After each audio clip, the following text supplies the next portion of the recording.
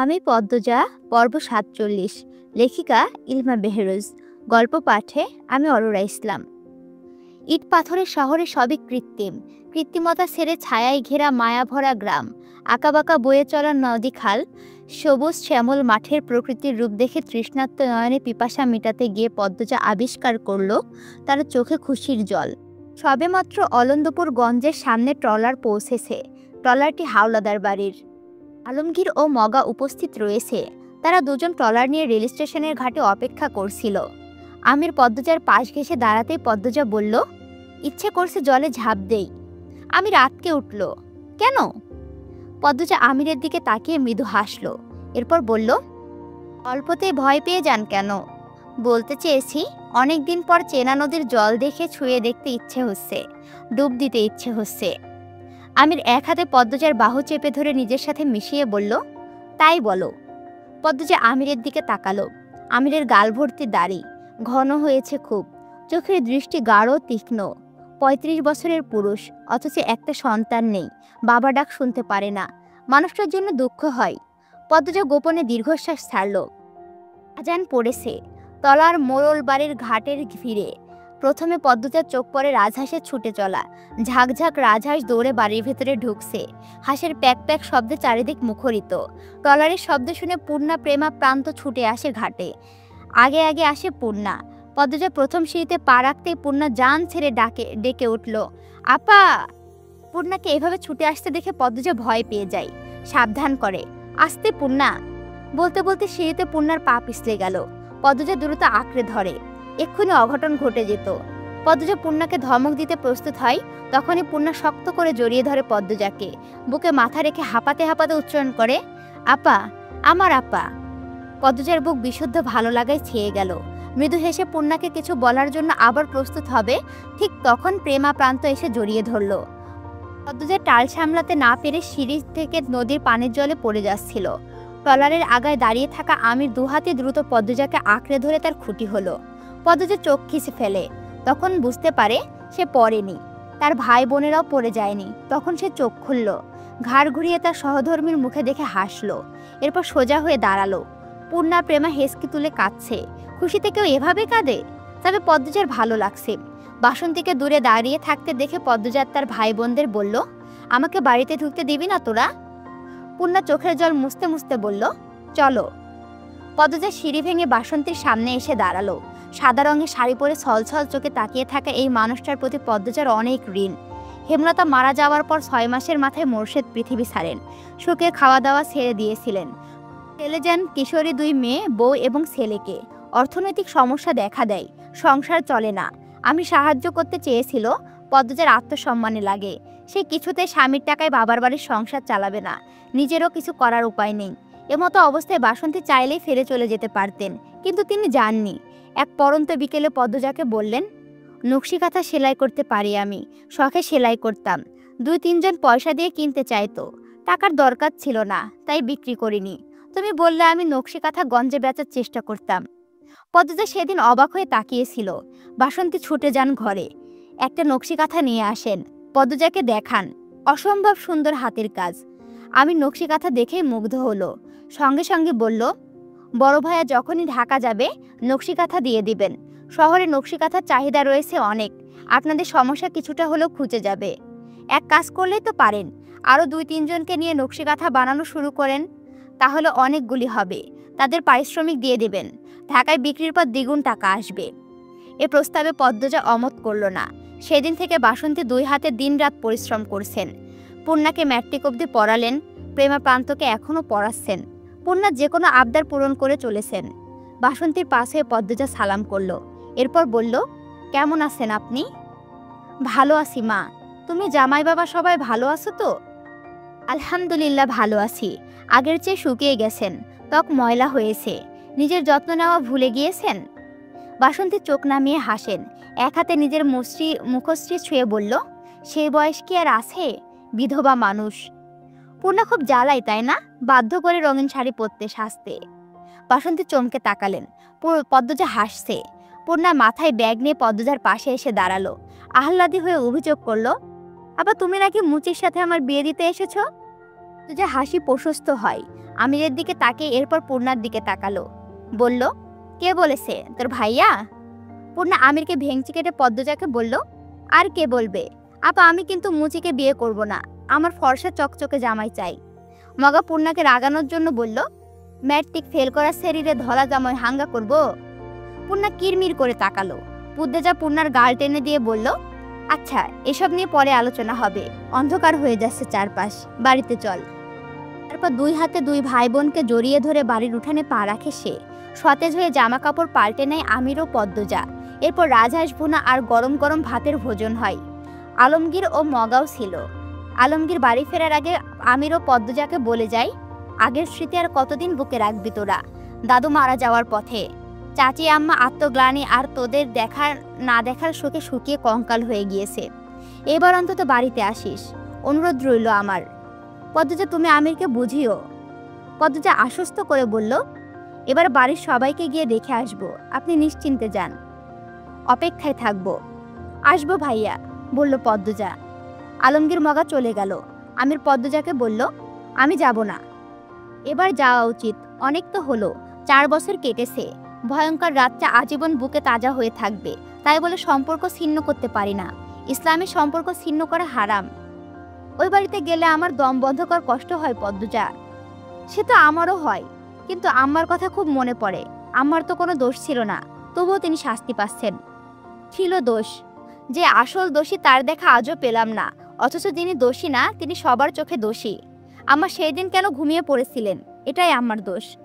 জোর করে ঘুম আটকে রাখা যায়? আমরা আগামীকাল যাচ্ছি, এটাই শ্বেত কথা। পদ্মজ, আমিরের বাকি কথা পদ্মজা শুনল না। সে হেমলতার ঘরের দিকে এগোলো। হেমলতার ঘরের দরজা খুলতে অদ্ভুত একটা অনুভূতি হয়।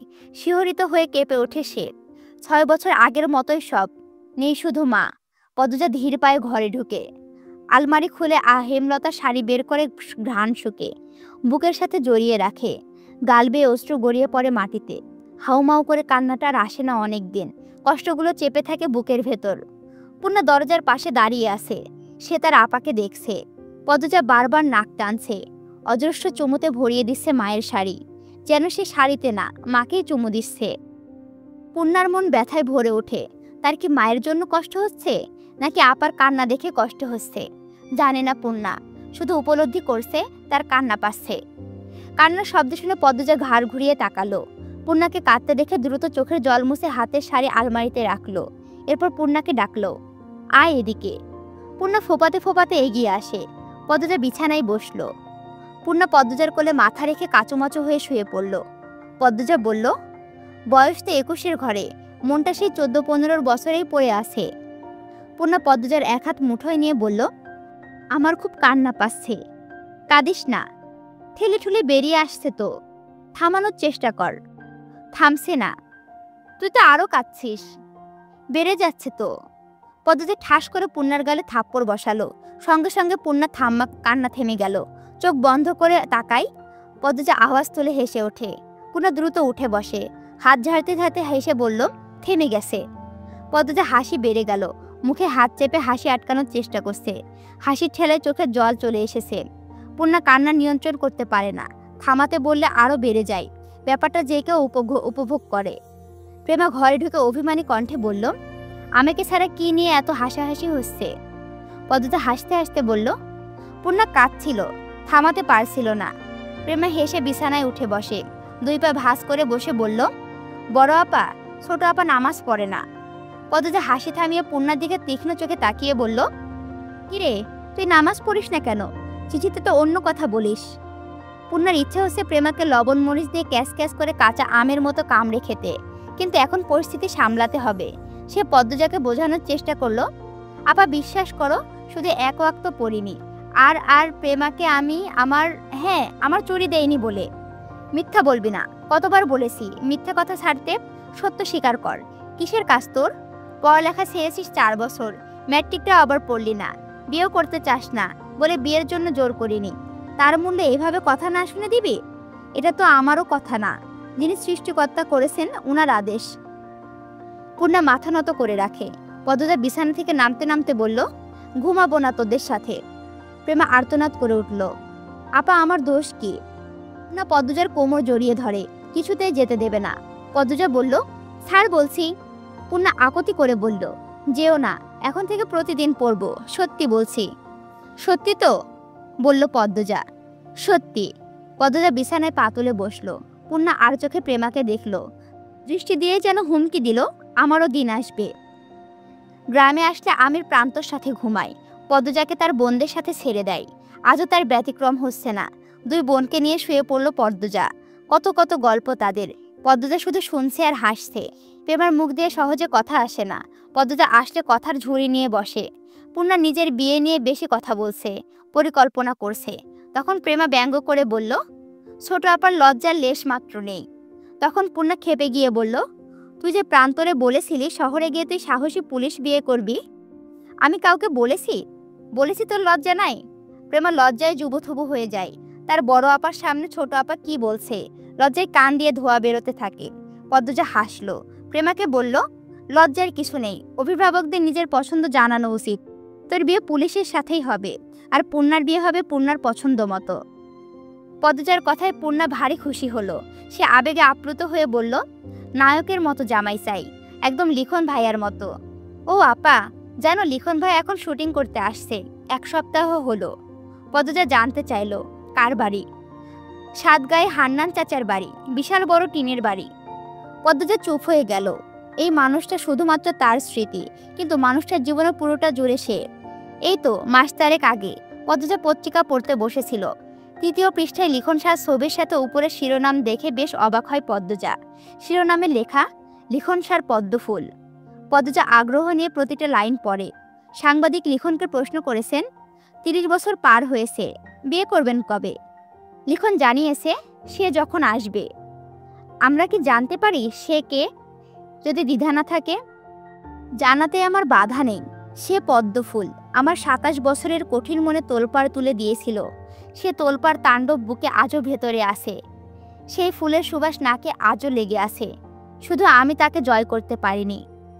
লিখন শাহর সাক্ষাৎকারে কথোপকথন বেশ তোলপাড় তুলল ঢাকায়। এরকম একজন সুদর্শন পুরুষকে কোন নারী অবহেলা করেছে, তা নিয়ে মানুষের কত জল্পনা কল্পনা, আলোচনা সমালোচনা। পদ্মজার অস্বস্তি হয় খুব। পূর্ণা পদ্মজাকে মৃদু ধাক্কা দিয়ে ডাকলো, ঘুমিয়ে গেলে আপা? না। তারপর বল, নিস্তরঙ্গ গলায় বলল পদ্মজা। ঝিঝি পোকার ডাক, শেয়ালের হাঁক ভেসে আসছে কানে। রাত গভীর থেকে গভীরতর হচ্ছে, তবুও কথা শেষ হচ্ছে না পূর্ণা প্রেমার। পদ্মজাও মানা করছে না, বরং অবাক হচ্ছে। তার বোনেরা কত কথা লুকিয়ে রেখেছে তার জন্য। কাক ডাকা ভোর, ঘন কুয়াশায় চারপাশ ডুবে আছে। বাতাসের বেগ বেশি, ঠান্ডায় ঠোঁট কাঁপছে। পদ্মজার পরনে দামি গরম সোয়েটার, আবার লাল শালও পরেছে। বাসন্তী সুতি সাদা শাড়ি পরে রান্না করছেন, মাঝে মাঝে কাঁপছেন। পদ্মজা দ্রুত পায়ে রান্নাঘরে ঢুকলো। বাসন্তী পদ্মজাকে দেখে হেসে বললেন, কিছু লাগবে? পদ্মজা খেয়াল করে দেখলো বাসন্তীর মুখটা ফ্যাকাশে, ঠান্ডায় এমন হয়েছে। সে শক্ত করে প্রশ্ন করল, আপনার শীতের কাপড় নেই? বাসন্তী হেসে বলল, আছে তো। তাহলে এভাবে শীতে কাঁপছেন কেন? নামাজ পড়ে ঘুমিয়ে পড়তেন, বয়স হয়েছে তো। যান ঘরে যান, ভাত বসিয়েছি, আমি দেখব। সারা রাত তো সজাগ ছিল আম্মা, তুমি ঘুমাও, আমি রাতে ঘুমিয়েছি। তাহলে সোয়েটার পরে আসেন। বাসন্তী মাথা নত করে বসে রইলেন। পদ্মজা বেশ অনেকক্ষণ তাকিয়ে থাকে। এরপর নিজের গায়ে শাল বাসন্তীর গায়ে দিয়ে বলল, নিজের জন্য কিছু কেনা উচিত। পূর্ণার বয়স বেড়েছে বুদ্ধিতে না, ও পারে না কিছু সামলাতে, শুধু আবদার করতে পারে।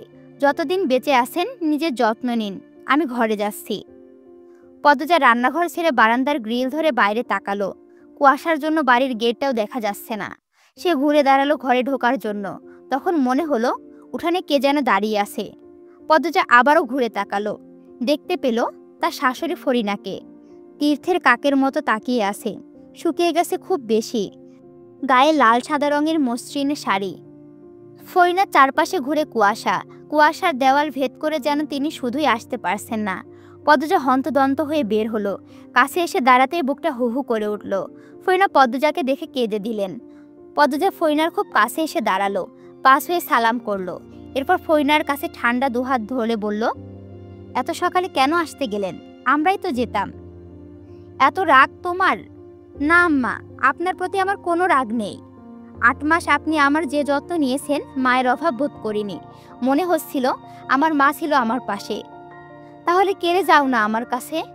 আমার স্যারাই মুখ ফিরাইয়া নিছে আমার থেকে। উনি পাগল। আম্মা আপনি কেমন আছেন? দেখে বোঝা যাচ্ছে ভালো নেই। আম্মা বিশ্বাস করুন আপনার প্রতি আমাদের কোনো রাগ নেই। ওই বাড়িটা দেখলে খুব কষ্ট হয় আম্মা, খুব যন্ত্রণা হয়, এই জন্য যাই না। আপনাকে অনেকবার চিঠি লিখেছি যেন ঢাকা গিয়ে কয়দিন থেকে আসেন, গেলেন না কেন? হরিণা অবাক হয়ে বললেন, আমার কাছে তো কোনো সিডি আসে নাই। সে কি? আমি তো এই 4 বছরে 6টা চিঠি লিখেছি আপনার নামে, পাঠিয়েছিও। আমি তো পাই নাই। হরিণা চিন্তিত হয়ে পড়লেন। পদ্মজা বলল, আচ্ছা এই ব্যাপারে পরে কথা বলবো ওনার সাথে। আমি যখন আম্মার কবর জিয়ারত করতে আসি তখনও তো এসে আপনি ওনাকে দেখে যেতে পারতেন আম্মা। তোমরা বাড়িতে যাও না বইলে আমি ভাবছি আমারে ঘেন্না করো তোমরা, তাই সামনে আইতে পারি না। আমার জন্য আমার নাতিদা। ফরিনা হু হু করে কেঁদে উঠলেন। পদ্মজার চোখ ছলছল করে উঠল। সে ফরিনাকে বলল, আপনার জন্য কিচ্ছু হয়নি আম্মা, আপনি এভাবে ভাববেন না। কান্না থামান। যতই বলো মা, কান্না থামবে না। 4 বছর ধরে এভাবে কাঁদছে। মজিদের কণ্ঠস্বর শুনে পদ্মজা দ্রুত ঘোমটা টেনে নিল। মজিদকে সালাম করে বলল, ভালো আছেন আব্বা? এই তো আছি কোনো মতে। আম্মা আপনি কান্না থামান, আমার খারাপ লাগছে। ফরিনা আঁচল দিয়ে চোখের জল মুছলেন। এরপর বললেন, আমার বাবু কই? ভেতরের ঘরে ঘুমাচ্ছে, ডেকে দিচ্ছি। না থাক, ঘুমাক। পদ্মজার শ্বশুর শাশুড়িকে সদর ঘরে নিয়ে আসে। আস্তে আস্তে সবার ঘুম ভাঙে। আমি যতই যাই বলুক, মাকে দেখে নরম হয়ে যায়। জড়িয়ে ধরে বাচ্চাদের মতো কাঁদতে শুরু করে। মজিদ ছেলে আর ছেলের বউকে কিছুতেই বাড়ি ছাড়া যাবেন না। কম হলেও 4-5 দিন থেকে আসতে হবে। অবশেষে আমির রাজি হলো। প্রেমার সামনে পরীক্ষা, তাই প্রেমাকে সাথে নিয়ে এলো না। বাসন্তী প্রেমা প্রান্ত বাড়িতে থেকে যায়, পূর্ণার সাথে যায়। হাওলাদার বাড়ির গেট পেরিয়ে ভেতরে পা দিতে পদ্মজার সর্বাঙ্গ অদ্ভুতভাবে কেঁপে ওঠে। সূর্য ওঠেনি, দমকা বাতাস হচ্ছে। সেই বাতাসে শাঁসা শব্দ হচ্ছে। মাথার ওপর দিয়ে বাজ পাখি উড়ে যায়। সেই পাখির ডাক অদ্ভুত হাহাকারের মতো, যেন মনে চেপে রাখা কষ্ট ও ক্ষোভ নিয়ে কেউ আত্মচিৎকার করছে। নাকি এটা নিছক পদ্মজার ভাবনা? চারিদিকে চোখ বুলাতে বুলাতে আগল ঘর পেরিয়ে অন্দরমহলের সামনে এসে দাঁড়ালো সে। 4 বছর পূর্বে এখানেই তো, এই জায়গাটাতেই তো আদরের 3 মাসের কন্যা পারিজার রক্তাক্ত লাশ পড়েছিল। পদ্মজার বুক কেমন করে উঠল। বুকে হাত রেখে দাঁড়িয়ে পড়ে। আমির উদ্বিগ্ন হয়ে প্রশ্ন করল, খারাপ লাগছে? পদ্মজা স্বাভাবিক হয়ে বলল, না। থামলো, নিঃশ্বাস নিল। এরপর বলল, পূর্ণাকে দেখুন কেমন পাগল। আমির সামনে তাকালো। পূর্ণা মাথার ওপর ব্যাগ নিয়ে সবার আগে বড়ই খেয়ে খেয়ে কোমর দুলিয়ে হেঁটে যাচ্ছে। অন্দরমহলের সামনে এবং আগল ঘরের পেছনে মধ্যখানে টিউবওয়েল বসানো হয়েছে। হেমন্তকালে ধান কাটা হয়েছে, তখন কামলারা আগল ঘরে থেকেছে। তাদের জন্য এই টিউবওয়েল বসানো হয়েছিল। টিউবওয়েলের চারিপাশে গোল করে সিমেন্ট দিয়ে মেঝেও করা হয়েছে। সব মিলিয়ে একটা কলপার তৈরি হয়েছে। পূর্ণা নারিকেল গাছের সামনে এসে থমকে দাঁড়ালো। কলপারে এক সুদর্শন যুবক পিড়িতে বসে গোসল করছে, পরনে লুঙ্গি। রানী গামছা নিয়ে দাঁড়িয়ে আছে, কি যেন বলছে। পূর্ণা ব্যাগ রেখে হা করে সেই যুবককে পরখ করে। সুঠম সুগঠিত শরীর, মায়াবী ফর্সা স্বাস্থ্যোজ্জ্বল ত্বক, প্রশস্ত বুকে ঘন পশম, চওড়া পিঠ, শক্তপোক্ত দেখতে 2 হাত। ডান হাতে ছোট্ট কলস নিয়ে মাথায় পানি ঢালছে। সেই জল চুল থেকে কপাল, কপাল থেকে ঠোঁট, ঠোঁট থেকে বুকে বেয়ে পড়ছে। হঠাৎ চুল ঝাঁকি দিয়ে উঠল। জলের ছিটে ছড়িয়ে পড়ল চারিদিকে। রানী যুবকটিকে বকতে বকতে দূরে সরে যায়। যুবকটি আবারও মাথায় পানি ঢালে, চুল ঝাঁকায়। উদ্দেশ্য রানীকে ভিজিয়ে দেওয়া। পূর্ণা মুগ্ধ হয়ে গেল। সে দ্রুত ব্যাগটি মাটিতে রেখে ওড়না ঠিক করে চুল ছেড়ে দিল। এরপর কলপারের দিকে হেঁটে গেল। ঠোঁটে তার মিষ্টি হাসি। চোখের দৃষ্টি দেখলে যে কারো মনে হবে পূর্ণা অপরিচিত এই যুবকটিকে চোখ দিয়েই পিষে ফেলেছে। কলপারের পাশে ভেজা কাদা ছিল। পূর্ণা পা রাখতেই পিছতে পড়ে যায়। ধপাস শব্দ শুনে যুবকটি লাফিয়ে উঠে ভরাট কণ্ঠে চিৎকার করে উঠল, বোয়াল মাছ, বোয়াল মাছ।